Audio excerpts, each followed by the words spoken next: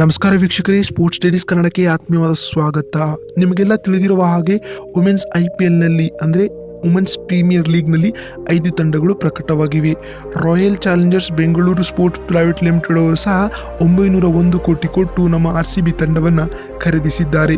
ಆದರೆ ವೀಕ್ಷಕರೇ, ಎಲ್ಲ RCB ಅಭಿಮಾನಿಗಳು ವೇಟ್ ಮಾಡ್ತಾ ಇರುವುದು ಯಾವುದಕ್ಕೆ ಅಂತಂದರೆ ವುಮೆನ್ಸ್ IPL ಯಾವಾಗ ಪ್ರಾರಂಭವಾಗುತ್ತದೆ ಮತ್ತು ನಮ್ಮ RCB ತಂಡದ ನಾಯಕಿ ಯಾರಾಗ್ತಾರೆ ಹಾಗೂ RCB ವುಮೆನ್ಸ್ ತಂಡದಲ್ಲಿ ಯಾವೆಲ್ಲ ಆಟಗಾರ್ತಿಯರು ಕಾಣಿಸ್ಕೊಳ್ತಾರೆ ಅಂತಕ್ಕಂಥ ಹಲವಾರು ವಿಚಾರಗಳು RCB ಅಭಿಮಾನಿಗಳಿಗೆ ಕಾಣ್ತಾ ಇವೆ. ಇವತ್ತಿನ ಒಂದು ವಿಡಿಯೋದಲ್ಲಿ ಯಾರು ನಾಯಕಿಯಾಗ್ತಾರೆ ಮತ್ತು IPL ಯಾವಾಗ ಆರಂಭವಾಗುತ್ತದೆ ಅಂತಕ್ಕಂಥ ಎಲ್ಲ ಇನ್ಫಾರ್ಮೇಷನನ್ನು ಈ ಒಂದು ವಿಡಿಯೋದಲ್ಲಿ ಕೊಡ್ತಾ ಹೋಗ್ತೀವಿ. ಸೊ ವಿಡಿಯೋವನ್ನು ಕೊನೆವರೆಗೂ ನೋಡಿ. ಅದೇ ರೀತಿ ಯಾರೇನೂ ನಮ್ಮ ಚಾನಲನ್ನು ಸಬ್ಸ್ಕ್ರೈಬ್ ಮಾಡಿಲ್ಲ, ಈ ಕೂಡಲೇ ಸಬ್ಸ್ಕ್ರೈಬ್ ಮಾಡೋದನ್ನು ಯಾವುದೇ ಕಾರಣಕ್ಕೂ ಮರೆಯಬೇಡಿ ವೀಕ್ಷಕರೇ.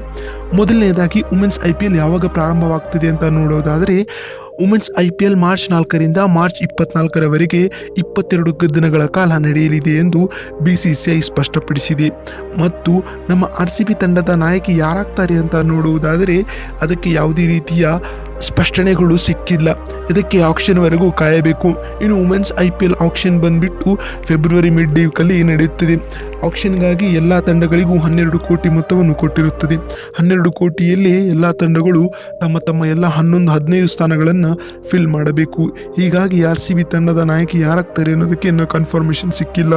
ಆದರೆ ಒಂದು ಅಂದಾಜಿನ ಪ್ರಕಾರ ವೀಕ್ಷಕರೇ, RCB ತಂಡವು ಹರ್ಮನ್ ಪ್ರೀತ್ ಕೌರ್ ಮತ್ತು ಸ್ಮೃತಿ ಮಂದಾನರನ್ನು ಟಾರ್ಗೆಟ್ ಮಾಡ್ತಾ ಇದೆ ಎಂದು ಗುಪ್ತ ಇಲಾಖೆಗಳಿಂದ ಬಂದಿದೆ ವೀಕ್ಷಕರೇ. ಮತ್ತು ನಿಮಗೆ IPL ವುಮೆನ್ಸ್ನಲ್ಲಿ ಒಂದು ಹೊಸ ನಿಯಮವನ್ನು ಅಳವಡಿಸಲಾಗಿದೆ. ಅದು ಏನಪ್ಪಾ ಅಂತಂದರೆ, ಪುರುಷರ IPLನಲ್ಲಿ 7 ಜನ ಭಾರತೀಯರು ಮತ್ತು 4 ಜನ ವಿದೇಶಿಗರು ಇದ್ದರೆ, ಅದೇ ಮಹಿಳಾ IPLನಲ್ಲಿ 6 ಜನ ಭಾರತೀಯರು 5 ಜನ ವಿದೇಶಿಯರು ಇರಲಿದ್ದಾರೆ.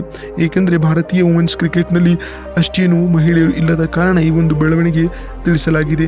ನಿಮಗೆ RCB ವುಮೆನ್ಸ್ ಟೀಮ್ನ ನಾಯಕಿ ಯಾರಾಗಬೇಕಂತ ಅನಿಸುತ್ತೆ ಅದನ್ನು ಹೆಸರನ್ನ ಕಾಮೆಂಟ್ ಮಾಡಿ. ಮತ್ತು RCB ತಂಡಕ್ಕೆ ಯಾವೆಲ್ಲ ಆಟಗಾರ್ತಿಯರು ಬರ್ತಾರೆ ಅಂತ ನಿಮಗೆ ಅನಿಸುತ್ತೆ ಅದನ್ನು ಸಹ ಕಾಮೆಂಟ್ ಮಾಡಿ. ವಿಡಿಯೋವನ್ನು ಇಲ್ಲಿವರೆಗೂ ನೋಡಿದ್ದಕ್ಕಾಗಿ ಧನ್ಯವಾದಗಳು. ಮತ್ತೆ ಸಿಗೋಣ. ನಮಸ್ಕಾರ.